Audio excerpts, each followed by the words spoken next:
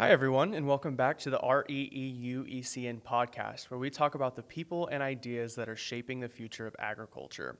Today, we're joined by Miss Lindsay Runft, who is the Director of Producer Communications at Certified Angus Beef.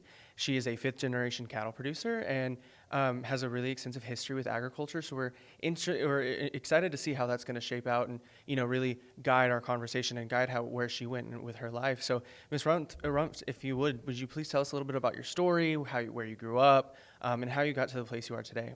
Of course. Thanks for having me today. I'm really excited to be here to visit with you. I grew up in South Central Kansas on a farming and ranching operation. I am a fifth-generation rancher, and that's a legacy I'm really proud of. Agriculture has always been a part of my life and something that I've always had some level of interest in.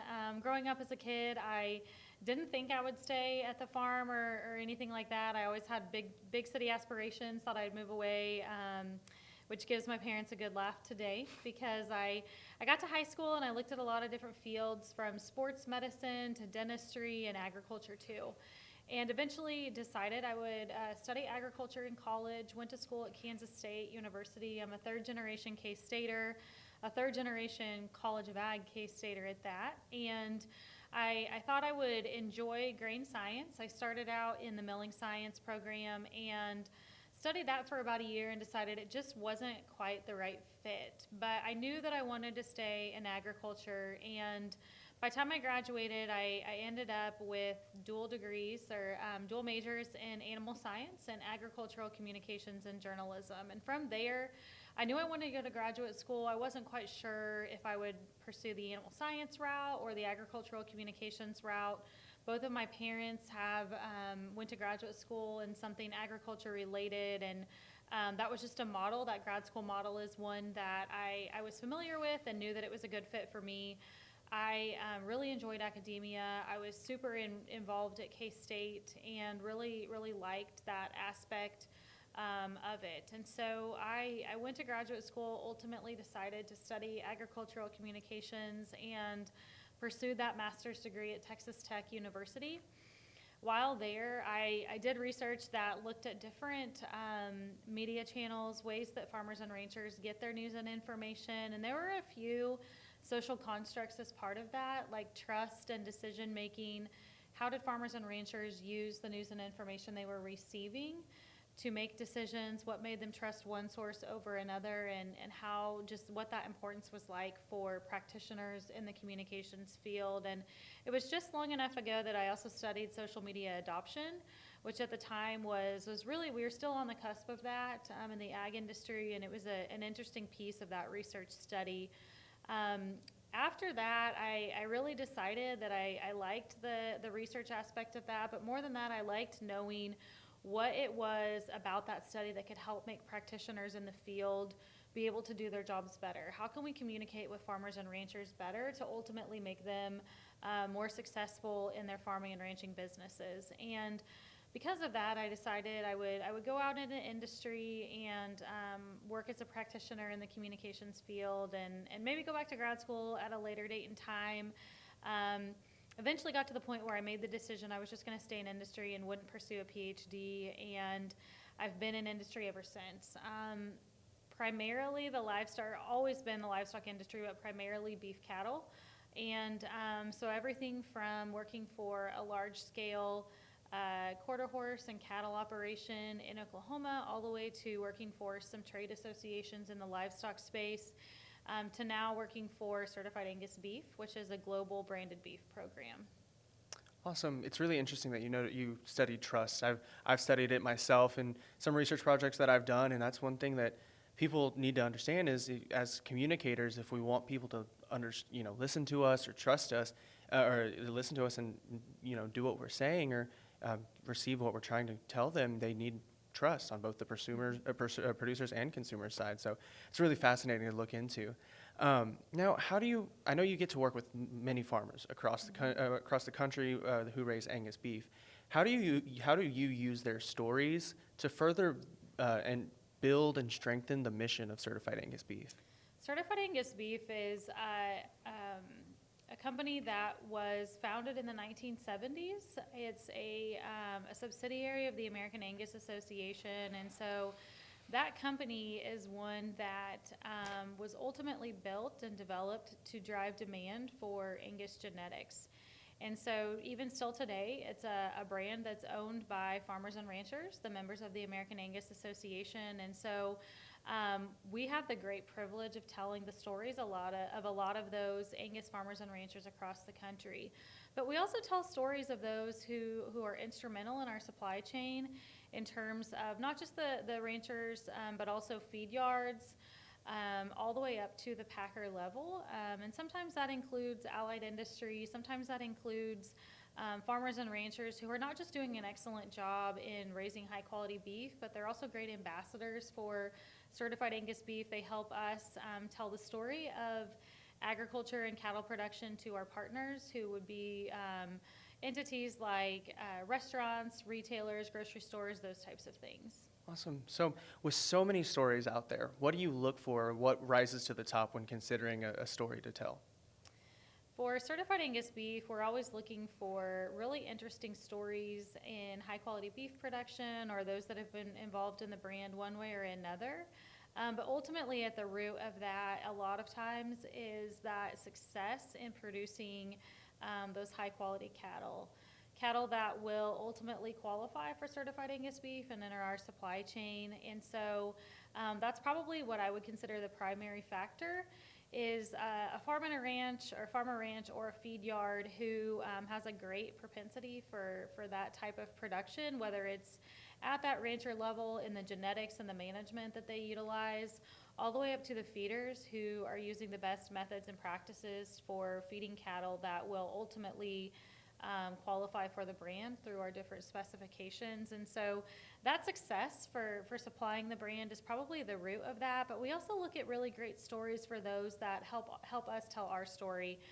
Those ambassadors to the brand, also folks that are just doing things in addition to raising high quality cattle, but exhibiting really great sustainability practices on their farms and ranches, or being a part of our story and hosting things like ranch days for our partners to come, be boots on the ground and learn more about how the cattle are raised that ultimately end up in our supply chain and then in that beef that they are utilizing as an end user. Yeah. Well, so now that we've chosen a story, you've got your perfect story. How do you tell that story and remain authentic to the producer or the person you're telling the story about? How do you remain authentic to them while also still adhering to the mission and the theme you want to convey with the organization? Anytime we go in to tell a story about a different farm or a ranch, it's always really important to us to get the full story. I think it's really important to balance who those farmers and ranchers are as people, alongside what's made them really good at what they do. What production practices are they utilizing to help them be successful in their business? But ultimately, I think it all boils down to knowing that we want to tell a story about how they've raised, a high percentage of cattle that would meet our standards for targeting the brand, that would sire calves that would have a high propensity to qualify for Certified Angus Beef. But beyond that, just making sure that we tell a story that is true to them and true to who they are as people, alongside ones that align with our brand and our mission and our values too. Yeah. Well, I'm sure you've heard many stories, and I'm sure they're all fantastic, but do you have one particular story that you think sticks out, or you would like to tell people that helps them shape their view of the industry? I think they're all really great stories. They've all been wonderful, and that's probably what makes my job it's probably what is one of the favorite parts of my job, is being able to tell those stories, because I think they're all really meaningful in their own individual ways.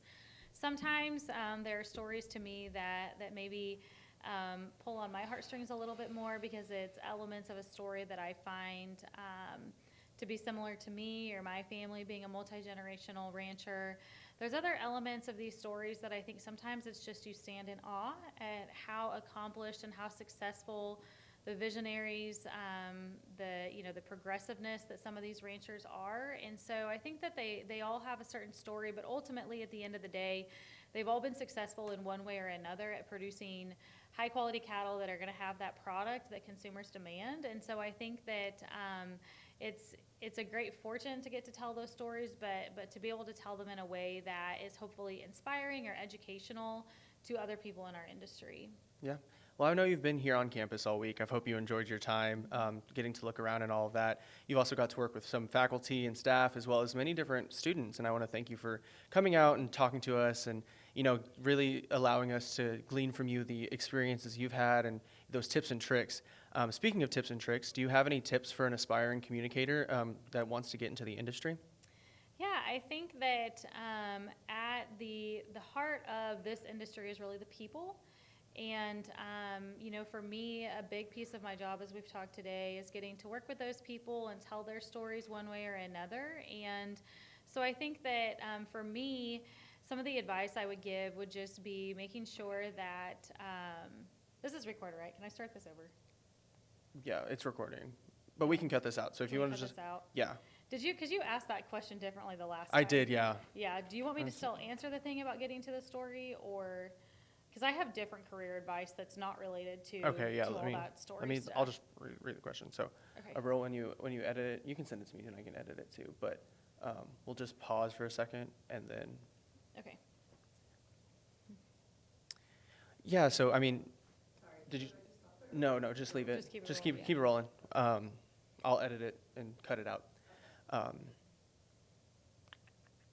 Yeah, I'm sure working with all those producers is such an awesome opportunity for you. And I know you've gotten to spend some time here on A&M's campus. You've got to look around, interact with some faculty and staff, as well as talk to some students. First of all, I want to thank you for doing that. I know as an aspiring communicator myself, it's always great when people from the industry who have succeeded and they know what they're doing, they get to come and talk to us, and we get to glean information from them and glean experiences and advice. Speaking of advice, do you have any tips for someone who wants to tell stories about these people, about the real world, and especially the people behind the food?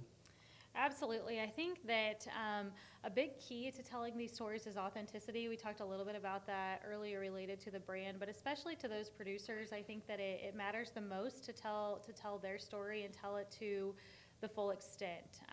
Leave no stone unturned, always making sure that we get the full story, following that story. I'll typically go into an interview of a rancher and I have certain things that I want to ask or I want to know about, but I always make sure that I follow that story. If they tell me something really interesting, ask the follow-up questions to get that to the full extent. But I think some of that too is really just a follow-up to any legwork you might do before you go out on that story interview, and that's doing your research, learning more about the operation, having a good idea of who they are before you get out there.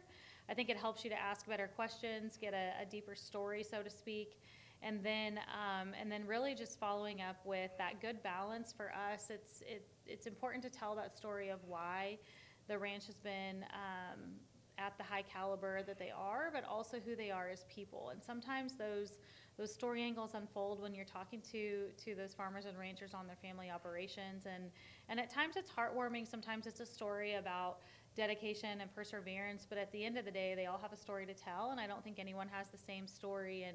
And just making sure that we're diligent in telling that to that highest level of authenticity as possible.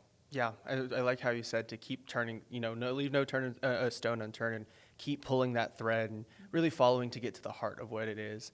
As a fourth generation cattle producer myself, it's really enheartening to know that there are people like you that want to tell those stories and tell our stories and tell them very, passionately and authentically to who we are and what we've done and how we got to here. But unfortunately, we are out of time. I want to thank you again for coming out and sharing a little bit of information.